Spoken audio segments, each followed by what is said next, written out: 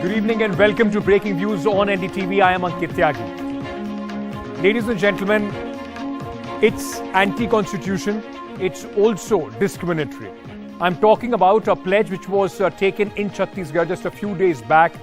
And with Prime Minister Narendra Modi already speaking about his massive minority outreach, saying that BJP people should reach out even to those who don't vote for the Bharatiya Janata Party. There are members of the BJP in Chhattisgarh. A video has surfaced where they are calling for an open boycott, economic boycott of Muslims and Christians. We'll talk about why is the message of the Prime Minister not reaching the grassroots, the foot soldiers of the Bharatiya Janata Party. Is it deliberate ploy or are they just ignoring what the Prime Minister has said?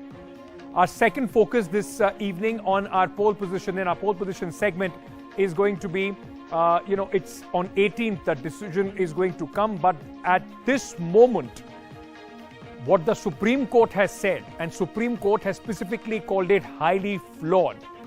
This message from the Supreme Court has huge political repercussions in the state of Karnataka going to polls. It can put the Boycott government's move to take away the 4% quota from the Muslims and divide it into OBCs in jeopardy. We'll talk about what the Supreme Court observations in this case has been.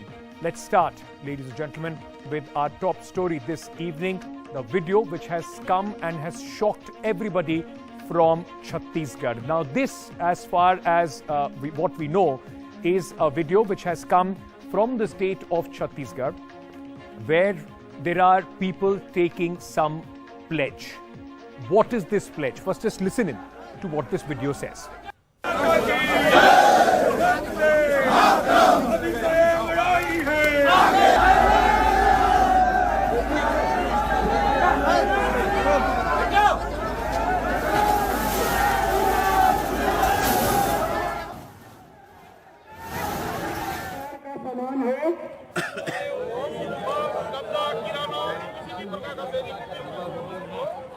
मुस्लिमों से क्रय नहीं करूंगा। मैं अब एक निवेदन और है, हम हमारे व्यावसायिक प्रतिष्ठानों पर धार्मिक चिन्ह। So what is happening here? You heard that video and we'll play that video out again, in fact, for you. In this video and this incident, let me just, in fact, turn our focus to what is happening in this video. We'll play this full frame as well. In Chhattisgarh, an incident of communal violence took place, and a result of that incident of communal violence which took place on 8th, there was subsequent Hindu mobilization by the right-wing organizations. Now this video shows a gathering of 70 to 80 people. It is going viral. The video, in fact, shows people administering a pledge. Mukesh Chandak is a VHP functionary, and the police says that he was part and was the one who was administering this pledge of economic boycott of non-Hindus, specifically the Muslims and the Christians. He also said that there should be signboards which should be put up. Let's just play this video out once again. He said that there should be signboards put up outside institutions indicating that they belong to Hindu orders, said to be from a protest in Jagdalpur held as a day-long Chhattisgarh Bandh on Monday. Now, activists of the BJP and Vishwa Hindu Parishad were seen taking this pledge. Now, this included, ladies and gentlemen, and let's just tell you who are these people. This included former Bharatiya Janata Party Lok Sabha MP from Bastar, Dinesh Kashyap, Royal Scion, Kamal Chandra Bhajadev. Among the others, there have been other BJP leaders also, as far as this video is concerned, belonging to the Bharatiya Janata Party. Now, what the BJP, after this video surfaced, has said, they have come out and they have in fact gone ahead and said that, there is nothing that we can do about it. The people in this video have done this in their own personal capacity. The BJP has distanced itself and has said that the boycott pledge, the BJP workers are only for development. That's the politics that we talk about. ignoring the calls for action against the BJP workers, those who were part of this video. The Chief Minister of Chhattisgarh, Bhupesh Baghel, also reacted to this. He said that the police is investigating and they will go to the very bottom of this. The fact is that it has been on for a few days. The video surfaced on Monday. Why so far no action has been taken as far as this video is concerned? Let's very quickly, in fact, tell you the whole story of this boycott pledge. The BJP workers, in fact, they lent support to the VHP and then they went out and took this pledge as well. Now, the video of the protest was in an event which was on Monday. It sees BJP and VHP, in fact, pledging economic boycott of Muslims and Christians.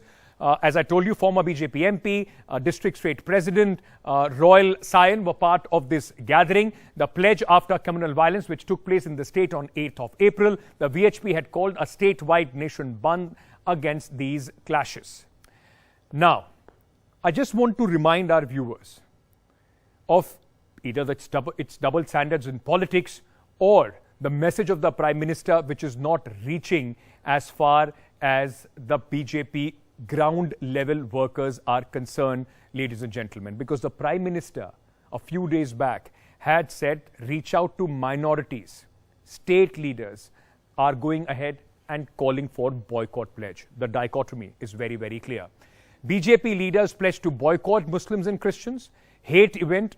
This even after the Prime Minister calls for a minority outreach. The PM asked the BJP leaders to reach out to Pasmanda Muslims. The PM asked the BJP leaders to reach out even those who don't vote for the Bharatiya Janata Party. On Easter, the Prime Minister visited the Sacred Heart Cathedral in the national capital. Prime Minister's message of Sabka Saath, Sabka Vikas, Sabka Vishwas doesn't seem to be possibly reaching the very bottom, the foot soldiers of the Bharatiya Janata Party. Before I throw this open to my guests, I just want to remind our viewers. Section 153 of the Indian Penal Code very, very clearly says that promoting enmity between different groups on the grounds of religion, race and place of birth, residence, language, etc. and doing such acts prejudicial to maintenance of harmony, people can be booked under this section. This is a clear violation as far as this section is concerned. We are waiting for the Chhattisgarh government to take action on this. Let me very quickly throw this open to our guests, those who are joining us.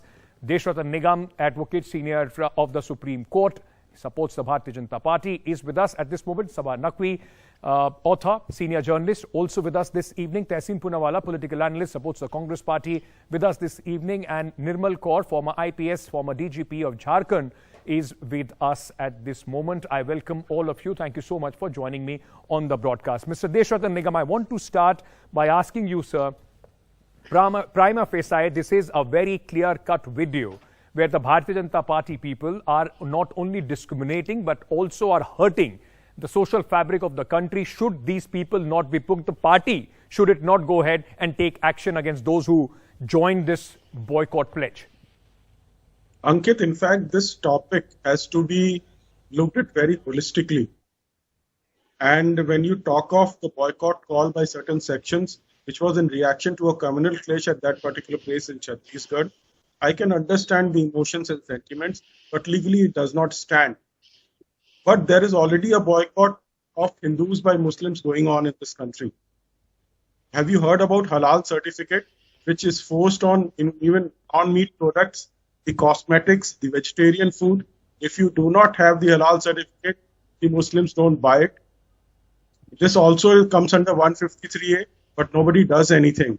Strict action has to be taken. This is discrimination and a kind of extortion. And the money which is generated through halal certification, especially by Jamaat Ulema Hind, is used to defend terrorists and murderers in a court of law. Okay. This is far more serious. Please understand. Mr. Deshratan Nigam, yes, I do not support. Let me ask you this, sir.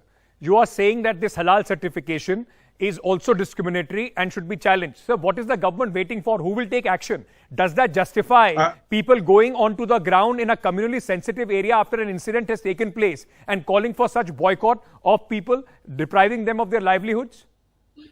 You know, in a society, Ankit, there is a constitutional position and legal position under which boycott calls, whether it is by halal or otherwise, cannot be justified. But when you go to the ground, when halal certification that does boycott of the products made by Hindus, where it is made compulsory and the money is generated, that also cannot be justified. Similarly, such a call cannot be justified. You have to take a balanced view of the whole situation.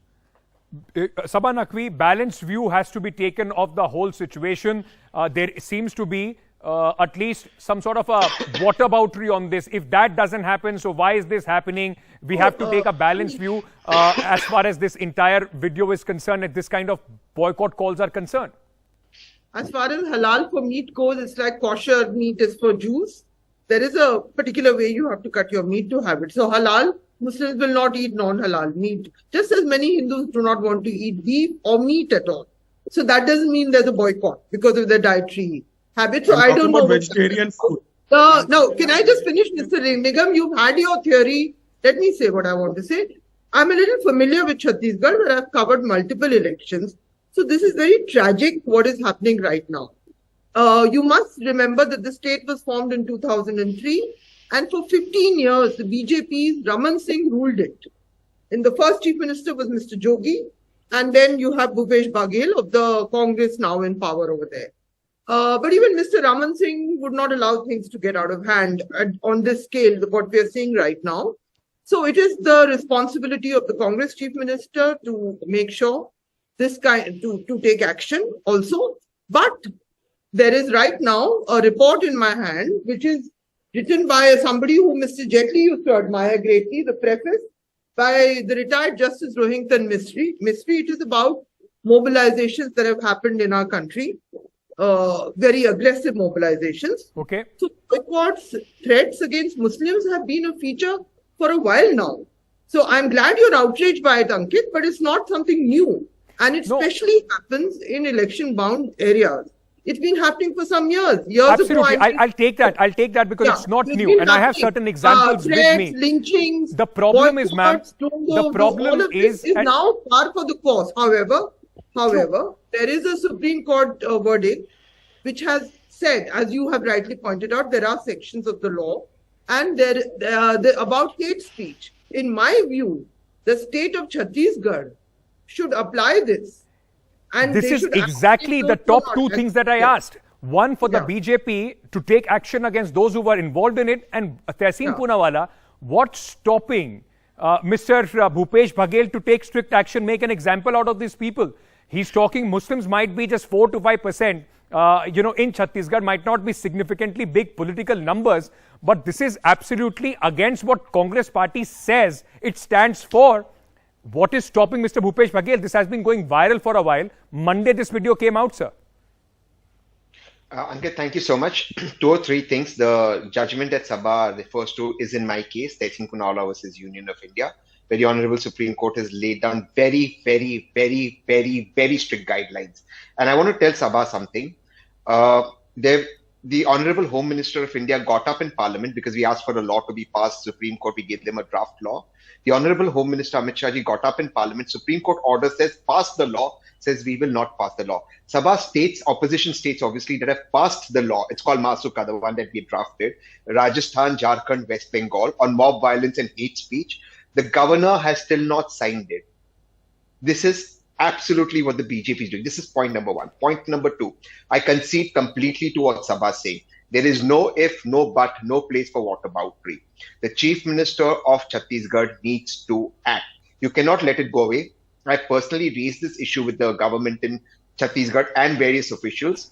I believe some amount of action will be taken, but there is a larger problem, and it leaves me very scared and petrified when people like Mr. Nigam, for whom I have a lot of respect on your TV, says, well, this may be the constitutional position, but on the ground it's different.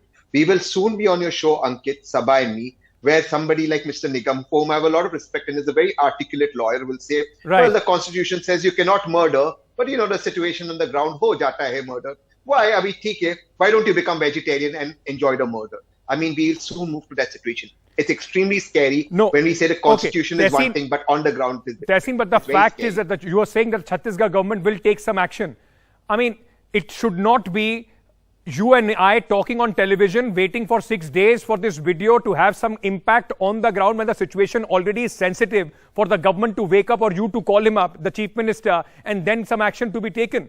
Because Nirmal Kaur, ma'am, if I can bring you in at this moment, prima facie, it looks like a fit case where the police forget about any new law. In the existing framework of the constitution of the IPC, there are multiple sections that can be invoked and these people can be booked.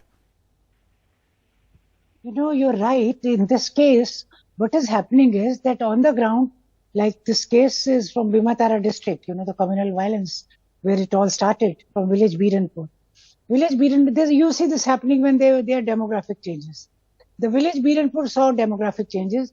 There have been some cases of love jihad there, a Hindu girl and a Muslim boy, which was simmering. Then there's a school boys returning from the school and a group of another school boys attacks them, you know, from a community. Unki cycle mein tang gada diya aur unko rok liya and they attacked them. They started fighting. And then there's a kabadi wala there from a particular community who encourages these children from his own community to go beat them. And they were beaten and one boy broke the bottle and cut the hand of one boy. And the kabadi wala gives 500 rupees to this boy as a reward and says, inko maro, isi tarah maro. Then, you know, the parents of the boys went to meet the parents of the other set of boys, the other community, where the parents were also, you know, they started pelting stones. And then suddenly one boy was dragged and then taken inside the masjid where, you know, his neck, he was beheaded. He was killed, Bhuneshwar Shah. When he was killed, then of course there are lots of tensions there. And then, you know, the Antyeshti took place, he was cremated. And meanwhile, the tension is simmering. And in Biranpur village, Saja police station, they made some arrests and then some fresh incidents of violence happened. So this communal kind of bed, you know, the bedrock of Indian democracy now apparently is very caste and community ridden.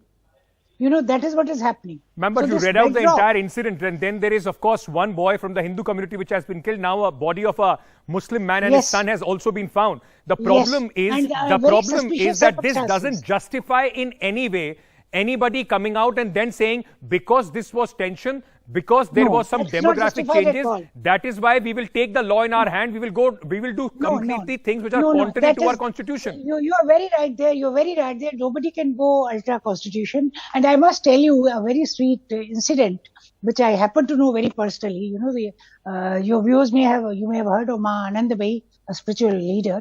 And you know, she used to be worshipping Sri Yantras. And there was a very devoted man. It is of relevance. That's why I'm telling this. Ashok Kulkarni. So Ma said, I'll give you Sri Yantra, the Pratishtha of which gives you a lot of, you know, spiritual realization. Then they say it cannot be done. Why it cannot be done? Because the Sri Yantras were being made by a Muslim man. Okay, ma'am, I don't want to get into this whole, you know, Hindu-Muslim at least on the show because that's the problem. No, it is a Hindu-Muslim and a communal problem. It is a communal problem, but the politicians, Mr. Deshwatan Nigam, can't take that as an excuse to propagate more hatred. I will give you an example of last year where the Bharatiya Janata Party sitting member of parliament, Parvesh Verma, said he gave a similar, you know, economic boycott calls against the Muslims. We were told at that point of time that the BJP is quite angry with the way he has spoken. RSS, Prime Minister are all, you know, looking at outreach programs towards Muslim. Does this even justify, sir? Any justification on this? It seems the Prime Minister's message is not being read out to the foot soldiers. Ankit, in fact, the maximum benefit of the scheme in terms of proportion is going to the Muslims. All Government of India schemes from 35 to 40% of the benefits are going to the Muslim. So Government of India is doing its own work. Its all outreach has already been there. However, you know, when in the name of halal meat, you say you have a religious belief and therefore you will not eat jhatka. Similarly, Hindus have a religious belief that they are not going to buy things from cow meat eaters. So what is wrong with that? Please tell me what is wrong with that. If somebody eats beef, cow meat, and I say I don't want to buy a particular goods from that person because he eats a cow's meat, it stands on the same footing because that's my religious belief. So you have to look at it in a balanced view. Please understand, you cannot take one view and reject another. So if you are, sir, but I'll tell you what the difference is. I'll tell you what the difference is. Just a minute. Go ahead. Just a minute. Ankit, when we are dealing with a social issue and a social problem, it has to be dealt in a manner that all aspects and angles are covered. Sir, but the problem is you are calling it a social issue and a social problem even when you bring in this whole halal argument. The halal argument is not something which is being I am not enforced bringing in. on It every exists. individual of this country. Right now, you are saying that an entire community, we will not do business. It's not that we are talking about people from different countries. We are talking about our own people. And by saying that, oh, it's a social problem and it has to be dealt socially, can the ruling government and their members of that party, when you are saying, oh, the benefit is reaching everybody, can they in any way justify and propagate such theories on the ground which only harm our social fabric? I need to come in. Let me answer that. See, in the first place stress it cannot be justified. But you cannot look a problem in isolation, because in society, it is happening in society. Our social fabric is being, pulled apart by various sections of the people, not only by one section of the people. So if you have to solve a social problem, there has to be a social pressure from all sides. If the social problem has to be solved, the first thing that has to happen is to call a spade a spade. If we are talking about this video, we need to speak about this video rather than getting about whataboutery and trying to get some comparison. No. Leaders there are leaders from the ruling party of the country, those who are in fact standing in this place. Tehseen, you wanted to respond to what Mr. Deshmukh Nigam said. You are running away from something extremely important that I have to say. Sir, let him respond. I'll give you time. Please. Ankit, somebody not eating a particular way a meat is cut does not call, if Ankit eats chatka and Tehseen, I don't, but if Tehseen eats halal, you're not calling for a boycott of a community. But when you say we will boycott somebody, that's completely different. Now, this is steeped in racism. I'll explain to you why. Because it's not just Muslims who eat beef, right? The northeastern citizens of ours eat beef, Dalits eat beef, a lot of tribals eat beef, a lot of our OBC fellow citizens. So now this is a complete issue of purity, one-upmanship, superiority, and a boycott of an entire region. One, just to take it further, a lot of citizens in Goa eat beef, a lot of citizens in Kerala and Northeast eat beef. So by Mr. Deshmukh Nigam's logic, these parts of India should be completely boycotted. That's the purity. The purity of the RSS. You misunderstood. Mr. Nigam, please don't interrupt me. Okay. Mr. Nigam, please don't interrupt me. Give me 30 seconds more. Ankit, I want to tell your viewers something very serious. The Holocaust in Germany did not begin with the gas chambers. It began with economic boycott and with boycotts of mill and merger between two different sects of and groups of people. That's what led to it. I am not saying India is heading towards a Holocaust. Can the Bharatiya Janata Party wash off its hands of people and just call them fringe like we have always seen? If somebody goes out of the line, it doesn't suit the political line at that point of they say, oh, it's an individual, not the party. Can it wash its hands off this? No, it can't. And it exposes the hypocrisy in this so-called outreach. In my view, the outreach is just about finding certain allies. You'll always find when you are in power, you will always find a section of society. Since Tehseen has mentioned Germany, if you study Germany, there were Jewish collaborators also of the Nazis. Because people wanted to save their business, they wanted to be in with those in power. I'm not doing that right now, but I find it they're all holding their hands up like this. Okay. In this, I'm noting that. They're holding their hand and taking this pledge. It's a stylized thing, and they're doing it. And historically, actually, Chhattisgarh, which I'm very familiar with, had the Ghar Wapsi movement, because there are in the tribal areas there are Christian tribals, and there was a very organized VHP there, which I've covered. There was a late BJP leader called Judeo, who I knew very well, and now we are seeing a Muslim element injected in there was this problem in Adivasi area, and the VHP was very active for years. But Mr. now Nigam, I ask you the same question in conclusion because I'm completely out of time on this. Can the BJP wash its hands of this? I mean, you can't just keep calling it's a social problem or not. There is a constitution that runs this country. Anything contrary should be viewed with disdain. Absolutely. I mean, you can't. Mr. Nigam. Yes. See, let me tell you, I think Tehseen misunderstood me. It was not about meat eaters. It was about the mode. And the what kind of meat in my religious belief, which is banned and which is not sanctioned in my religion, why should I, buy a product from a person who Mr. eats that particular meat? Simple question, sir. Can the BJP wash its hands of this? Should anything which is contrary to the law, to the constitution, not be seen with disdain? See, the fact is BJP has already distanced itself. They have made a statement. They have distanced itself from this issue. Okay. However, to deal with this issue, you have to look at socially, not individual instances taken in isolation, but the entire issue has to be taken and dealt with. Whatever the entire issue is, whatever social changes needs to be done, the first thing that the country, as the Prime Minister keeps saying, there is a rule of law in this country. That has to be paramount. That has to be foremost. The book of the Constitution, which the Prime Minister took oath and he said is the highest, is the God that he worships. That is the message that needs to go across, nothing else. Thank you so much to all of my guests this evening for joining me at this moment. Very quickly shifting our focus to, in fact, what happened, a significant development that took place in context of Karnataka today. There was a hearing on the quota, the Muslim quota that was scrapped from the government. The Karnataka government scrapped 4% Muslim quota and said that they will distribute it to the other OBCs. Hearing took place today in the top court, and the top court made some significant remarks on that. The Supreme Court slammed the Bommai government move to scrap 4% Muslim quota. The Supreme Court said Karnataka government's order based on misconceptions. The court also said government decision-making process was flawed.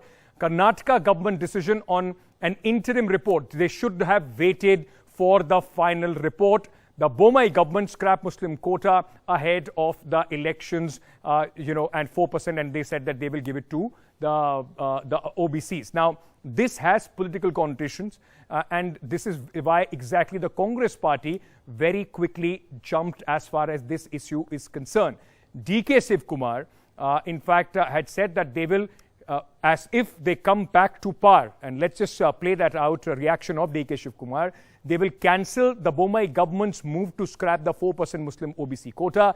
The decision to scrap the quota is unconstitutional, and this is exactly now what is being challenged as far as the Supreme Court is concerned.